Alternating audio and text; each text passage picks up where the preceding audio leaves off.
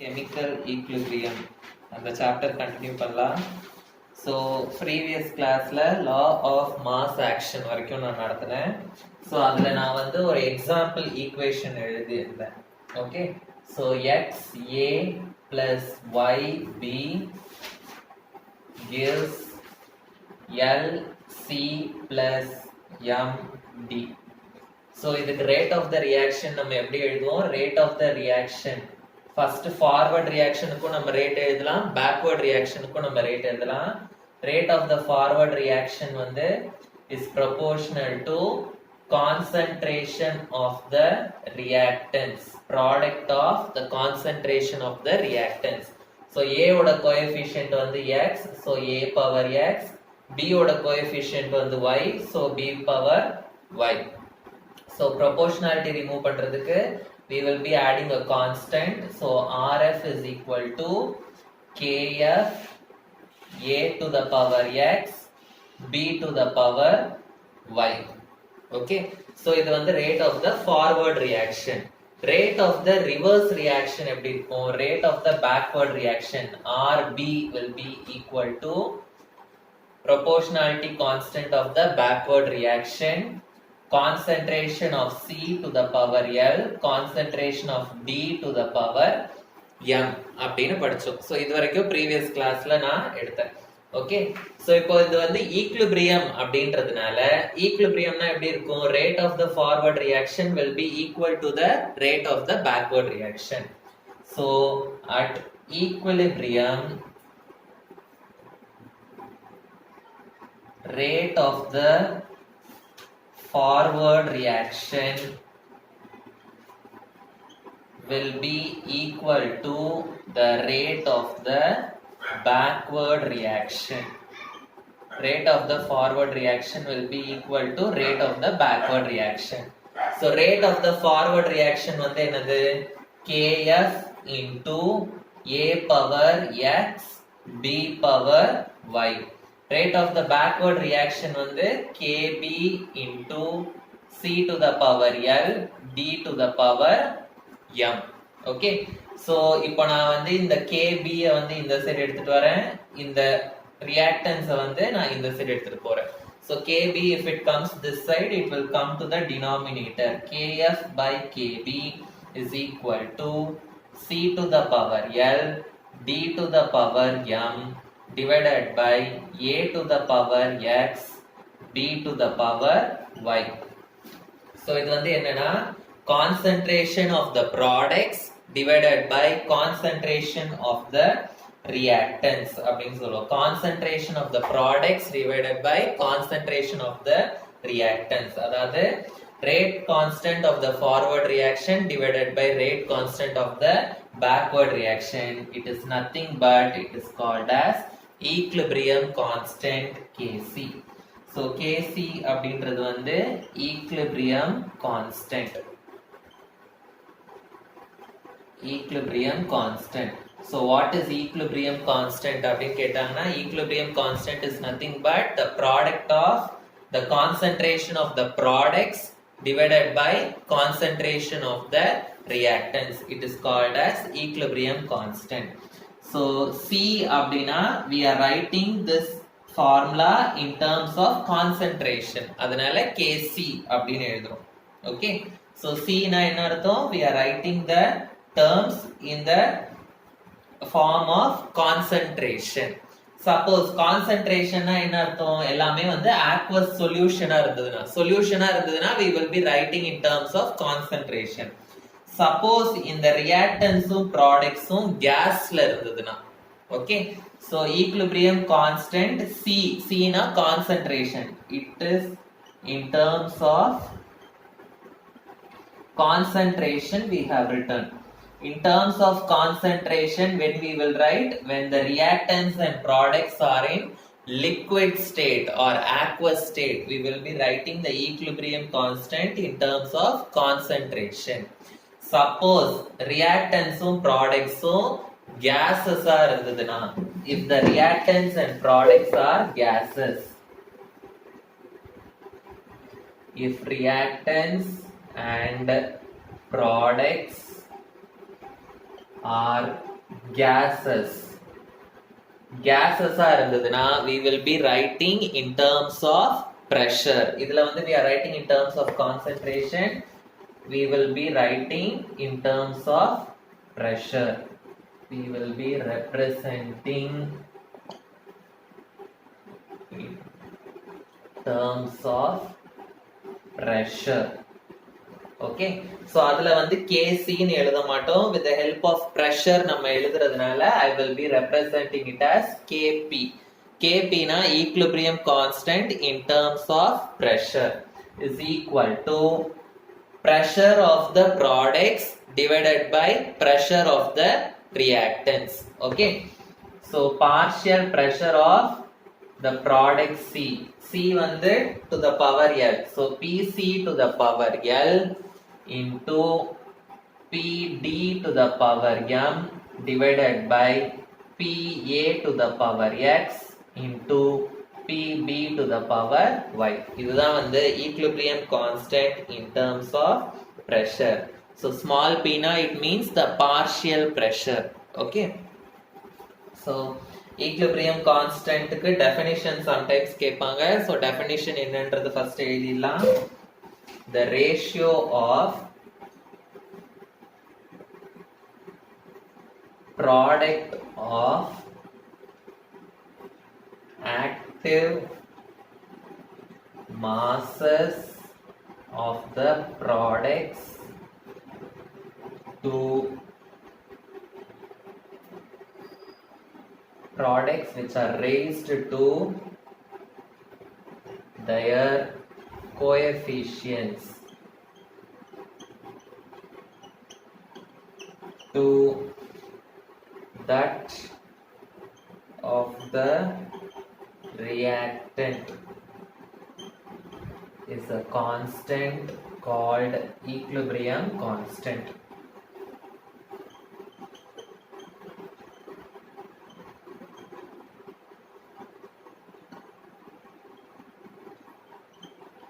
அப்படின்னா என்ன அர்த்தம்னு சொல்றேன், product of the masses of the products, அதாவது சி அண்ட் டி வந்து ப்ராடக்ட்ஸ். ஸோ அந்த சி அண்ட் டி ஓட ப்ராடக்ட்னா multiplication. So the product of multiplication of the masses of the products raised to their coefficient na to the power of their coefficients அப்படின்னு அர்த்தம். பவர்ல we have to put coefficients to that of the reactants. So இதோட ratio and reactants ஓட ratio it will be equal to a constant called as a equilibrium constant. So இதான் equilibrium constant ஓட definition. Suppose if it is liquid or aqueous state we will be writing in terms of concentration. If it is gas we will be writing in terms of pressure.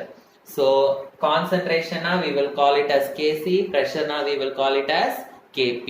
Okay, square bracket pota it is concentration, small p pota it is partial pressure.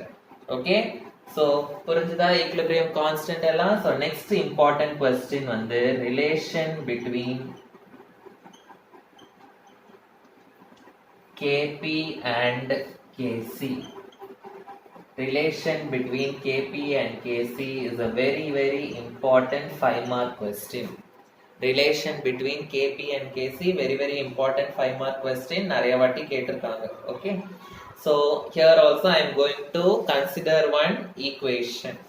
Okay, so xa plus yb gives lc plus md. இந்த மாதிரி ஒரு equation நான் consider பண்ணிக்கிறேன்.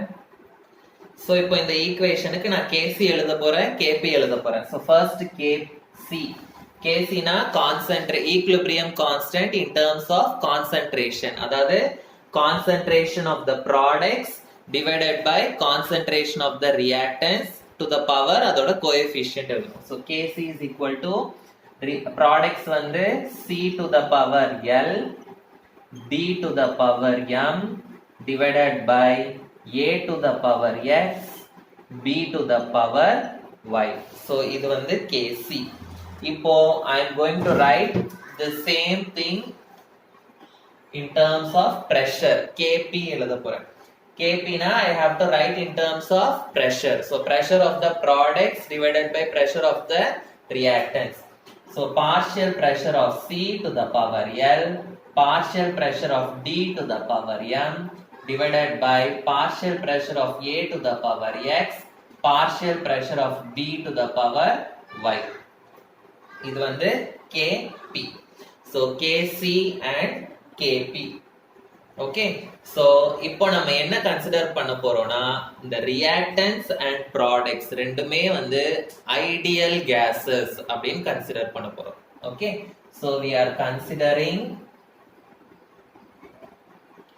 reactants and products as ideal gases. Ideal gases அப்படினா they will obey the ideal gas equation. So ideal gas na they will obey the ideal gas equation. So ideal gas equation என்னது? PV is equal to nRT. இதுதான் வந்து ideal gas equation. So இதுல வந்து P வந்து n by V RT அப்படின்னு மாறும். P is equal to n by V RT. So n by V அப்படினா என்னன்னு போன கிளாஸ்ல படிச்சோம். n by V is nothing but it is the active mass. Okay, n by V ன்றது வந்து active mass. So இத வந்து நான் எப்படி எழுதலாம்? P is equal to n by V க்கு பதிலா I can write it as active mass into RT. Active mass into RT. இப்போ இதுல P ன்றது வந்து pressure. Pressure is equal to active mass into RT. Active mass na concentration அப்படின்னு அர்த்தம். So number of moles divided by volume ன்றது வந்து concentration. இப்போ நமக்கு A, B, C, D 4 இருக்கு. ஓகே, 4 gases இருக்கு. இப்போ ஒவ்வொன்றுத்துக்கும் தனித்தனியா நம்ம partial pressure எழுத போறோம். So first partial pressure of A வந்து will be equal to நம்ம A க்கு partial pressure எழுதுறதுனால active mass வந்து A க்கு எழுதணும். A ஓட active massனா A ஓட concentration அப்படின்னு அர்த்தம். ஓகே, புரிஞ்சுதா? partial pressure of A is equal to active massனா என்னது? concentration of A. So A ஓட coefficient என்னது? X. So PA to the power X is equal to A to the power X into RT to the power X. எல்லாமே வந்து to the power X எழுதணும். Okay, next அதே மாதிரி PB to the power B ஓட power வந்து Y will be equal to concentration of B to the power Y RT to the power Y அப்படின்னு வரும். அதே மாதிரி PC to the power L will be is equal to concentration to the power L RT to the power L. And PD to the power M is equal to D to the power M RT to the power M அப்படின்னு வரும். இப்போ PA, PB, PC, PD இந்த நாலுத்துக்குமே நம்ம வந்து expression கண்டுபிடிச்சிட்டோம். Okay, இப்போ இந்த 4 எக்ஸ்பிரஷனையும் we are going to substitute in the KP formula. Okay, so PAX க்கு பதிலா I am going to substitute this one. PBY க்கு பதிலா I am going to substitute this one. So இது எல்லாத்தையும் I am going to substitute in the KP formula. So KP is equal to, so PCL க்கு பதிலா I will be substituting this one. So I will be substituting C to the power L RT to the power L into PD க்கு பதிலா I will be substituting D to the power M RT to the power M divided by A to the power X RT to the power X into B to the power Y RT to the power Y அப்படின்னு வரும் எனக்கு. So KP is equal to, இந்த concentration terms எல்லாம் நான் தனியா எடுத்துக்கிறேன். C power L D power M divided by A power X B power Y into மேல வந்து RT to the power L இருக்கு, RT to the power M இருக்கு. Same basis na we can add the powers. So எனக்கு RT to the power L plus M அப்படின்னு வரும். கீழே வந்து RT to the power X இருக்கு, RT to the power Y இருக்கு. So எனக்கு same பேசஸ்னா I will get RT to the power X plus Y அப்படின்னு கிடைக்கும். இப்போ இந்த RT வந்து நான் மேலே எடுத்துட்டு போறேன். So I will be getting Kp is equal to C to the power L D to the power M divided by A power X B power Y into RT to the power L plus M அப்படின்ட்டு இருக்கு. இந்த X plus Y அப்படின்ற power மேல வந்துச்சுன்னா it will become minus X plus Y. So minus X plus Y அப்படின்னு எனக்கு வந்து கிடைச்சிரும். Okay, so Kp is equal to, so இது வந்து we can write it as Kc, ஏன்னா இது வந்து Kc ஓட ஃபார்முலா, கரெக்டா? so A C D A B இது வந்து Kc ஓட formula. so Kp is equal to Kc into RT. so இது வந்து L plus M ன்றது வந்து coefficients of the products, X plus Y ன்றது வந்து coefficient of the reactants. So products ஓட total coefficients number of molecules minus reactants ஓட number of molecules வந்து நம்ம subtract பண்றோம். So இத வந்து நான் என்ன எழுதலாம், difference in the number of molecules அப்படின்னு எழுதலாம். delta n அப்படின்னு எழுதலாம். delta n னா product of the number of molecules minus reactants ஓட number of molecules. So I am writing it as delta n, அதாவது change in the number of molecules. இது வந்து gasன்றதுனால I am putting the suffix G.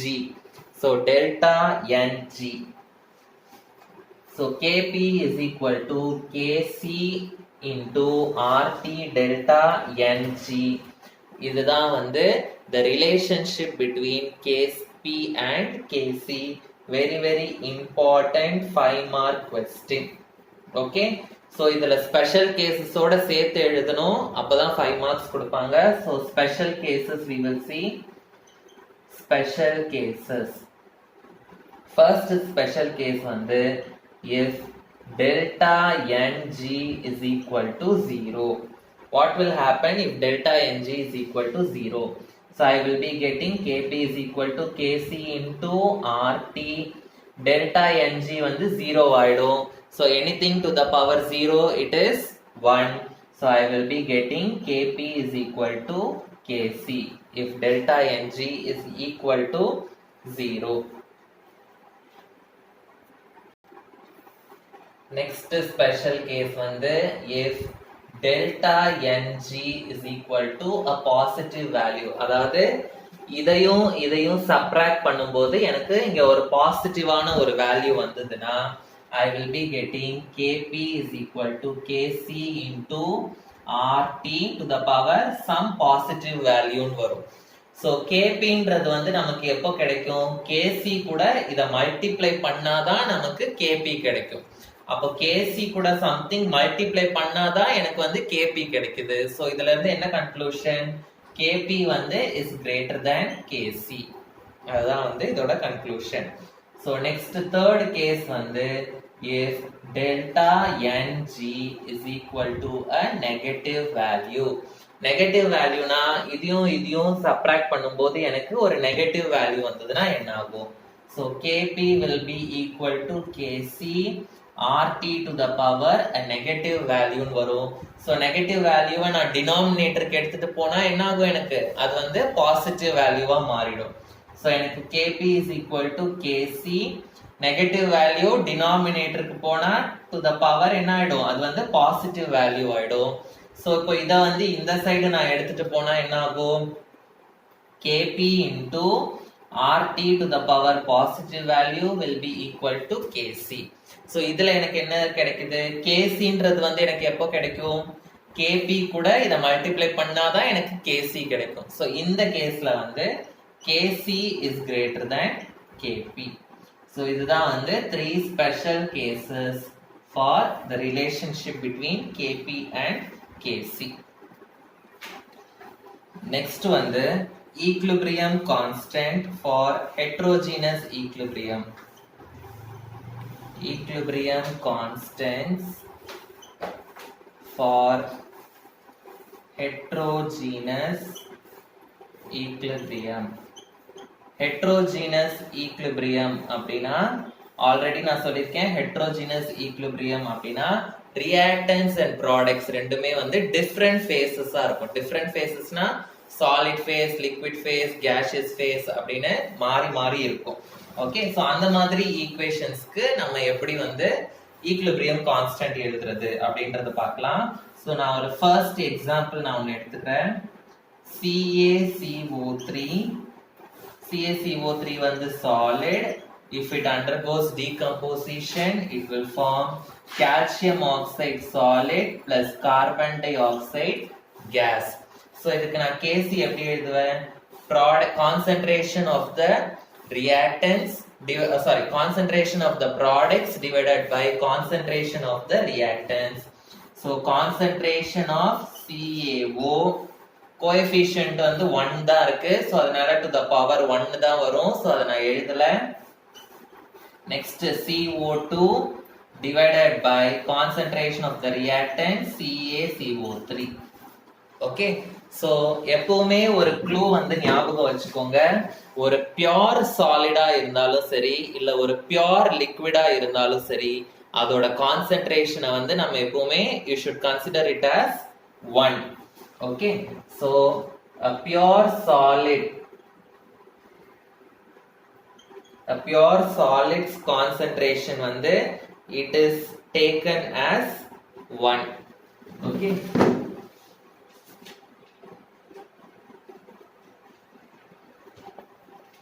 is taken as 1. so இதுல வந்து எதெல்லாம் solids? CaO வந்து solid, CaCO3 வந்து solid. so இது ரெண்டுத்தோட concentration வந்து என்ன ஆயிடும்? 1 ன்னு ஆயிடும். so எனக்கு என்ன கிடைக்கும்? Kc is equal to CaO ஓட கான்சென்ட்ரேஷன் வந்து 1 ன்னு ஆயிடும். 1 into CO2 divided by 1 ன்னு ஆயிடும். so Kc is equal to concentration of CO2 and Kp வந்து என்னவா இருக்கும்? Kp வந்து in terms of pressure will be partial pressure of CO2 அப்படின்னு இருக்கும். so இந்த ஈக்குவேஷனோட Kp and Kc வந்து இது. so நான் இன்னொரு ஈக்குவேஷன் எழுதுறேன். so example number 2, CO2 gas plus H2O liquid gives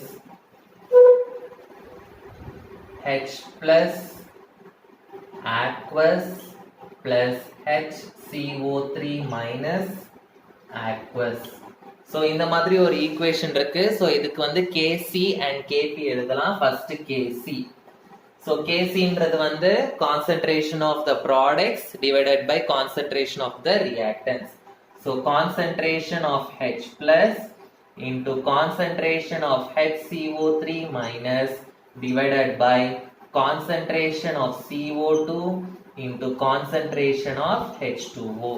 so நான் என்ன சொல்லிருக்கேன்? எப்பவுமே ஒரு பியூர் சாலிடோட கான்சென்ட்ரேஷன் வந்து is taken as 1.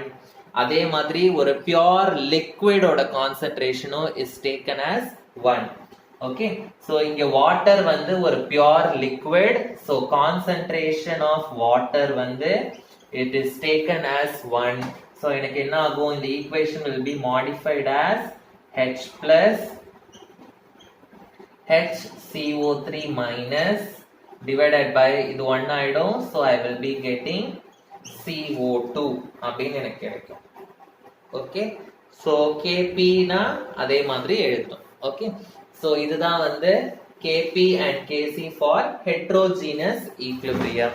okay, so example sum ஒன்னு கொடுத்திருக்காங்க. so அதுக்கு Kp and Kc எழுதலாம். example 3, you should write the Kp and Kc for the following equations. so first equation வந்து 2SO2 plus 2SO2 gas plus O2 gas gives 2SO3 gas. so இப்போ first இதுக்கு Kc எழுதலாம். Kc is equal to concentration of the product வந்து SO3 coefficient வந்து பவர்ல எழுதணும். இங்க coefficient வந்து 2 இருக்கு. so SO3 whole power 2 அப்படின்னு வரும். divided by reactance SO2 ஓட கோஎஃபிஷியன்ட் வந்து 2, so அது வந்து பவர்ல வரும். SO2 to the power 2 and O2 to the power 1 அப்படின்னு வரும். so again Kp வந்து will be equal to partial pressure of SO3 to the power 2 divided by partial pressure of SO2 to the power 2 into partial pressure of O2. Okay, so second sum, 2CO gas gives CO2 gas plus carbon solid அப்படின்னு வருது. so இதுக்கு Kc என்னவா இருக்கும்? Kc is equal to concentration of the products divided by concentration of the reactants. so CO2 coefficient 1, so power 1 தான் வரும், into carbon divided by CO, இதோட coefficient 2, so to the power 2 வரும். carbon வந்து pure solid, so அதோட concentration வந்து 1 ஆ மாறிடும். so I will be getting CO2 divided by CO to the power 2 அப்படின்னு எனக்கு கிடைக்கும். okay, and Kp வந்து என்னவா இருக்கும்? partial pressure of CO2 divided by partial pressure of CO to the power 2 அப்படின்னு கிடைக்கும். so third equation நீங்களே try பண்ணுங்க. Ag2O solid plus 2NH3 aqueous gives 2AgNO3 aqueous plus H2O liquid. இப்படி ஒரு equation கொடுத்திருக்காங்க. Kc and Kp எழுதுங்க. so liquid இருந்ததுன்னா அதோட கான்சென்ட்ரேஷன் 1 ஆ மாறிடும். அதே மாதிரி Ag2O solid அதோட கான்சென்ட்ரேஷனும் வந்து 1 ஆ மாறிடும். கோஎஃபிஷியன்ட் வந்து பவர்ல போடணும். இதுவே ட்ரை பண்ணுங்க. so remaining things, uses of equilibrium constant வந்து I will be teaching in the next class. thank you.